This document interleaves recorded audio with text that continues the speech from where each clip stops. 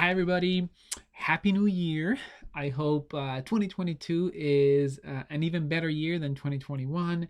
I hope that you get to spend some time with family and friends and loved ones. Step away from the computer a little bit and spend time with others that you care about and that care about you.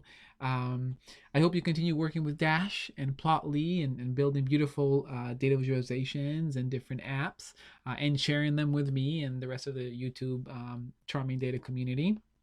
Um, Most of you probably know by now I was recently hired by Plotly, which I'm very excited about. It's so interesting and there's so much growth opportunities.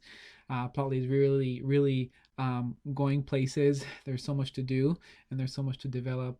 Um, but I wanted to share with you that I intend to continue making videos on Charming Data and offering more tutorials at nights and on the weekends because I know how helpful it's been for you and how useful these videos are. So I promise to keep on making more videos, probably around connecting your dashboards app to data tables or to databases.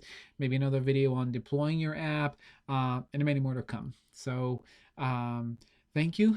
Thank you for watching this channel. Thank you for your comments. Thank you for sharing with others. And that's it. Happy New Year. Always remember we're better together, so help each other out.